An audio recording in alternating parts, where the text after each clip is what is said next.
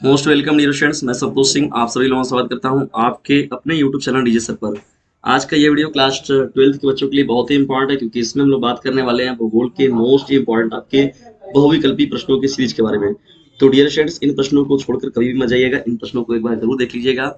ये सभी जो प्रश्न है बहुत ही ज्यादा मोस्ट इंपॉर्टेंट है और पूछे गए प्रश्न है, और इन प्रश्नों के इस बार भी पूछे जाने की संभावना पूरी की पूरी बनी हुई है। तो चलिए आइए स्टार्ट करते हैं ज्योग्राफी के मोस्ट इंपॉर्टेंट ऑब्जेक्टिव क्वेश्चंस को। तो पहला डिस्कशन देखिए हम लोग का प्रश्न क्या है। पहला हम लोग का प्रश्न इंपॉर्टेंट प्रश्न है पहला।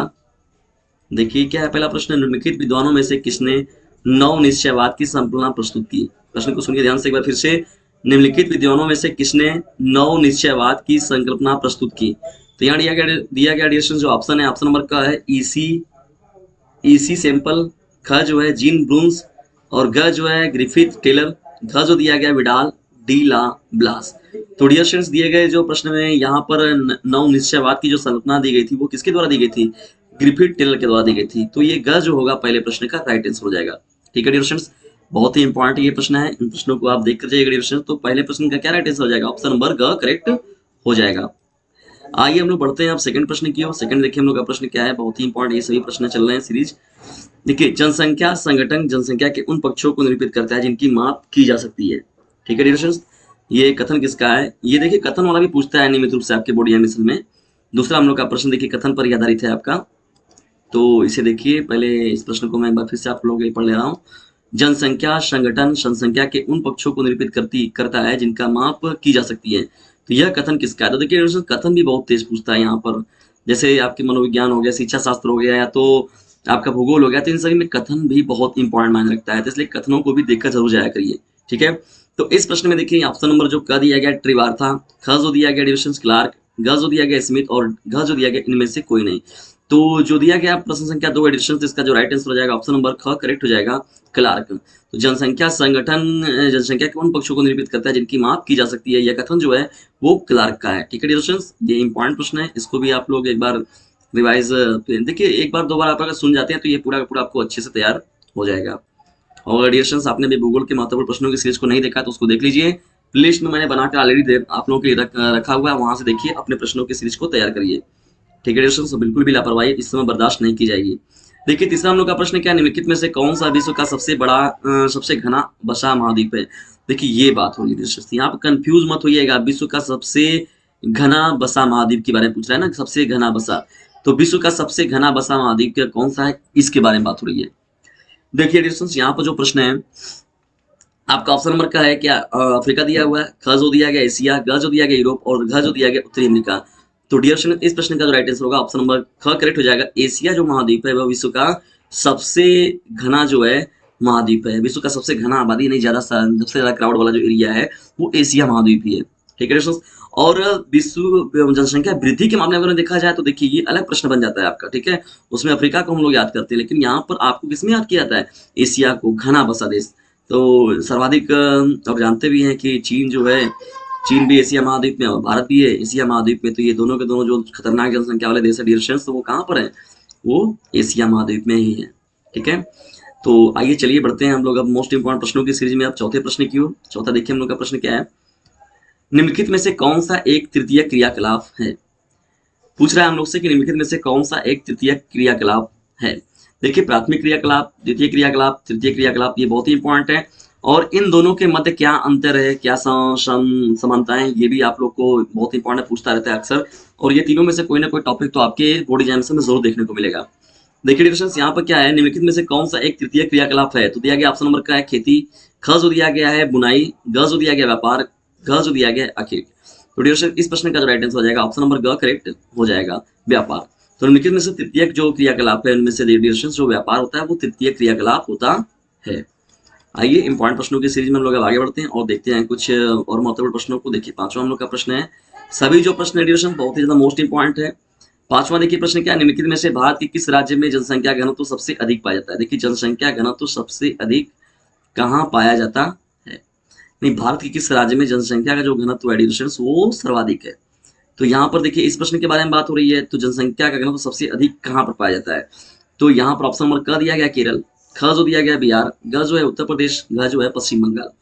तो डियर स्टूडेंट्स यहाँ पर देखिए जनसंख्या का घनत्व तो सबसे अधिक जो होता है वो बिहार राज्य में पाया जाता है। तो दिए गए जो प्रश्न है डियर स्टूडेंट्स, आपका इसका देखिए पांचवें प्रश्न का राइट आंसर जो होगा ऑप्शन नंबर ख करेक्ट हो जाएगा, बिहार राज्य में। ठीक है डियर स्टूडेंट्स, ये भूलिएगा नहीं, बहुत ही इंपॉर्टेंट प्रश्न है ये, और पूछा गया ये प्रश्न है। ठीक है, इसलिए इन प्रश्नों को देखकर ही आप लोग जाइएगा एग्जाम में। आइए इंपॉर्टेंट प्रश्नों की सीरीज में हम लोग बढ़ते हैं किस प्रश्न की ओर, छठवें प्रश्न की ओर। तो छठवां देखिए हम लोग का प्रश्न क्या है, निम्नलिखित में से कौन सा नगर नदी तट पर अवस्थित नहीं है। प्रश्न को सुनिए ध्यान से डियर स्टूडेंट्स, निम्नलिखित में से कौन सा नगर नदी तट पर अवस्थित नहीं है। दिया गया जो विकल्प है, विकल्प नंबर क दिया गया आगरा, ख जो दिया गया है भोपाल, ग जो दिया गया है पटना, और घ जो दिया गया है कोलकाता। और जानते हैं कि ताजमहल आगरा का ताजमहल से देखिए फेमस है, इसलिए आगरा को तो आप जाहिर है उत्तर प्रदेश का ये एक जिला है। पटना को जानते हैं कि ये बिहार का राजधानी, बिहार की राजधानी है पटना। कोलकाता जो पश्चिम बंगाल की राजधानी है, और भोपाल जो है वो मध्य प्रदेश की राजधानी है। तो डियर स्टूडेंट्स, ये जो है यहाँ पर कोई भी नदी तट नहीं है।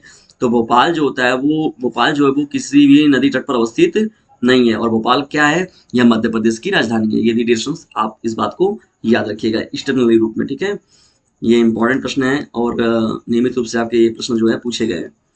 तो उन्हीं प्रश्नों को देखिए सिलेक्ट किया गया डिवीजन, जो कि आपके इस बार के बोर्ड एग्जामिनेशन के लिए भी इंपॉर्टेंट होने वाले हैं। तो चलिए आइए बढ़ते हैं हम लोग अब सातवें प्रश्न की ओर। सातवां हम लोग का डिवीजन देखिए प्रश्न क्या है, बहुत ही महत्वपूर्ण ये प्रश्न है।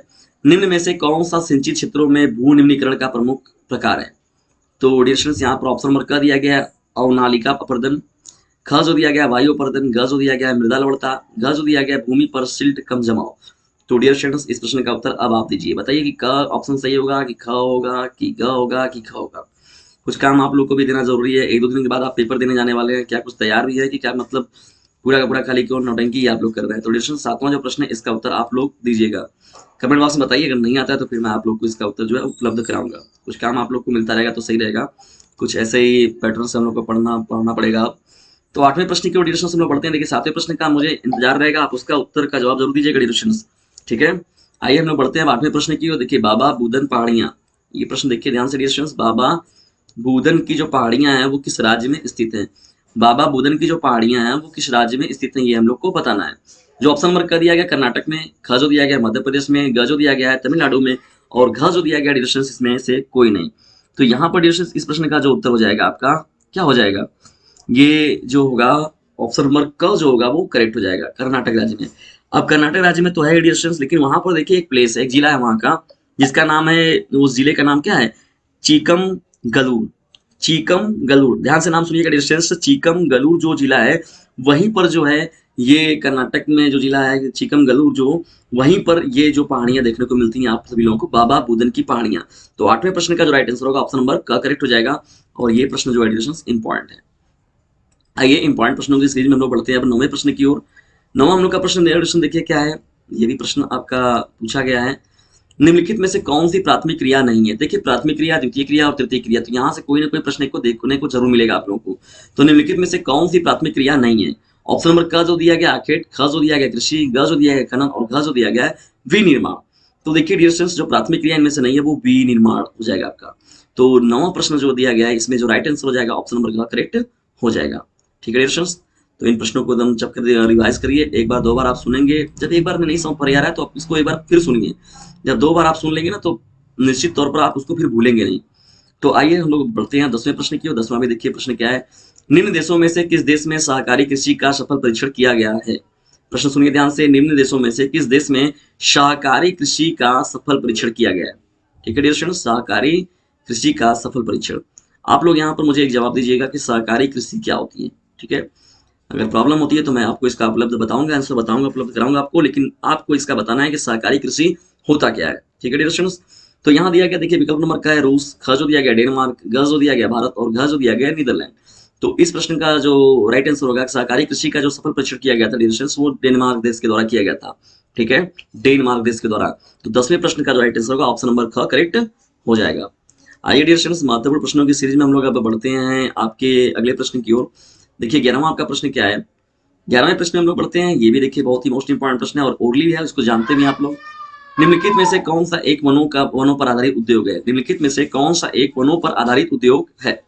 देखिए क जो दिया गया है इसमें ऑप्शन सीमेंट उद्योग, ख जो दिया गया है वस्त्र उद्योग, ग जो है कागज उद्योग, और घ जो है एल्युमिनियम उद्योग। तो डियर फ्रेंड्स, इस प्रश्न का जो राइट आंसर होगा ऑप्शन नंबर क्या हो जाएगा, ग होगा, करेक्ट हो जाएगा। कागज उद्योग जानते हैं कि पेड़ पौधों के मदद से ही कागज बनाए जाते हैं, तो वनों पर आधारित जो उद्योग है वो कागज उद्योग ही है। तो दिया गया जो प्रश्न संख्या आपका डिविजन 11वां है, इसका जो राइट आंसर हो जाएगा ऑप्शन नंबर ग करेक्ट हो जाएगा। क्या? कागज उद्योग जो होता है वो मुख्य रूप से वनों पर आधारित का मतलब डिविजन ये कहा जाएगा कि पेड़ पौधों पर, ये देखिए बेस पर बांध किया जाता है ना, पेड़ पौधों से ही कागज बनाए जाते हैं ना। तो यहाँ पर ये आपका प्रश्न हो जाएगा 11वें का ग जो होगा वो राइट आंसर हो जाएगा। ठीक है, आइए अब हम लोग बढ़ते हैं इंपॉर्टेंट प्रश्नों की सीरीज में 12वें प्रश्न की ओर, और आज के इस सेशन का हम लोग का ये अंतिम प्रश्न भी रहेगा। और जल्दी ही मैं बहुविकल्पी प्रश्नों की सीरीज का सेशन आप लोग को फिर उपलब्ध कराऊंगा। तो फिर रहिए ना बेखबर, जुड़ते रहिए डीजे सर से और जुड़ते रहिए लोगों को। ठीक है डियर स्टूडेंट्स, इसको ज्यादा से ज्यादा फैलाइए, शेयर करिए, क्योंकि याद रखिएगा यही मेरी फीस भी है। तो मेरी फीस के रूप में मेरी फीस को समझ कर डियर स्टूडेंट्स इसे पूरा फैला दीजिए। और इस बार का बॉडी जनरेशन बीतते बीते जो है हम लोग का 1 लाख सब्सक्राइबर करने का, देखिए, या 1 लाख की फैमिली बनाने का डीजे सर का जो सपना है, देखते हैं हम लोग वहाँ कहाँ तक साकार होता है। तो यदि आप लोग का समर्थन मिलेगा डिस्कशन, तो मुझे उम्मीद है कि 15 से 20 दिनों का जो ये समय है ना, 15 से 20 दिनों में ही 1 लाख सब्सक्राइबर तो हम लोग को मिल ही जाएंगे। निम्नलिखित में से किस महाद्वीप में जनसंख्या वृद्धि सबसे अधिक है? डिस्कशन देखिए, प्रश्न बहुत इंपॉर्टेंट है। वृद्धि कहाँ है, किसका प्रतिशत कितना है, कितना किसका कम है, अधिक है, ये आपसे पूछता है। देखिए प्रश्न को समझिएगा पहले ध्यान से, ये नहीं कि आंख मूंद के मार दे एशिया। ठीक है, यहाँ प्रश्न आपसे पूछा जा रहा है जनसंख्या वृद्धि। जनसंख्या वृद्धि का मतलब कि कहाँ पर जनसंख्या की ग्रोथिंग देखा जा रहा है। जनसंख्या ज्यादा है ये अलग चीज हो गई, लेकिन ग्रोथिंग डेवलपमेंट क्या है, कहां पर ज्यादा है, इसके बारे में आपसे पूछा जा रहा है। तो डियर स्टूडेंट्स, यहाँ पर जो दिया गया ऑप्शन नंबर का है, देखिए अफ्रीका है, ख जो है एशिया हो जाएगा, ग जो हो जाएगा दक्षिण अमेरिका, और घ जो है उत्तरी अमेरिका। मैं जान रहा हूं कि उत्तरी अमेरिका और दक्षिण अमेरिका में आप लोग तो कंफ्यूज नहीं होंगे, लेकिन ग जो प्रश्न है ये आपको ख जो है वो कंफ्यूज करेगा, बिल्कुल करेगा। और आप मैक्सिमम आप में से ज्यादा बच्चे जो है एशिया को मार के चले जाएंगे। लेकिन इस प्रश्न का जो राइट आंसर होगा ऑप्शन नंबर क करेक्ट हो जाएगा। देखिए डियर जो अफ्रीका महाद्वीप है, वहां की जो जनसंख्या वृद्धि है इस समय वर्तमान में देखा जाए तो सबसे अधिक है। मतलब ग्रोथिंग जो पॉपुलेशन ग्रोथिंग है इस समय वो अफ्रीका का सर्वाधिक है। अफ्रीका महाद्वीप का जो ग्रोथिंग पॉपुलेशन ग्रोथिंग है वो सबसे ज्यादा है। और सबसे ज्यादा पॉपुलेशन अगर बात किया जाए, सबसे ज्यादा जनसंख्या कहाँ की है, तो एशिया महाद्वीप की है। ठीक है, बिल्कुल भी इन दोनों में प्रश्नों में कंफ्यूज मत होइएगा, थोड़ा सा प्रश्न घुमा के जरूर पूछता है देखिए, और आप लोग उसी में फिर फंस जाते हैं। तो डियर स्टूडेंट्स फंसिए नहीं, और बल्कि अपने एग्जाम को बेहतर तरीके से दीजिए। तो ये देखिए 12 महत्वपूर्ण प्रश्नों का सीरीज आप लोगों के लिए उपलब्ध कराया गया। जल्दी ही मैं आप लोगों को और भी महत्वपूर्ण प्रश्नों की सीरीज उपलब्ध कराऊंगा, लेकिन उसके लिए आप लोग को एक छोटा सा काम करना है कि इस चैनल को ज़्यादा से ज़्यादा लिंक करिए, शेयर करिए सभी लोगों पर, फिर सभी अपने क्लासमेट पर, जितने भी आपके इकोनॉमिकल डियर स्टूडेंट्स फ्रेंड्स हैं, उन लोगों पर इस वीडियो का लिंक जो है उसे शेयर जरूर करिए। तो मिलते हैं हम लोग जल्दी है अगली वीडियो में, तब तक के लिए टेक केयर, गुड बाय, जय हिंद जय भारत। डियर फ्रेंड्स चक्कर पढ़िए, देखिए थोड़ा मेरी स्पीड ज़्यादा है, लेकिन आप लोगों को अब इसी स्पीड से पढ़ना है, क्योंकि अब आप जो है इस समय आपकी खुद स्पीड बहुत ज्यादा है। आप लोग अपने कम से कम 10 से 15 गुना स्पीड से किसी चीजों को पढ़ रहे हैं। और कोई चीजों को आप अगर 5 महीने 4 महीने से पढ़ रहे हैं, नहीं याद होगा, तो आप लेकर इस समय बैठ के देखिए, आपको तत्काल तुरंत याद हो जाएगा। एग्जाम के समय में क्या होता है, आपका जो एग्जाम होता है, एग्जाम के समय में आपका माइंड जो होता है बहुत तेजी से वर्क करता है, वो कम से कम 8 से 10 गुना स्पीड से वो वर्क करता है।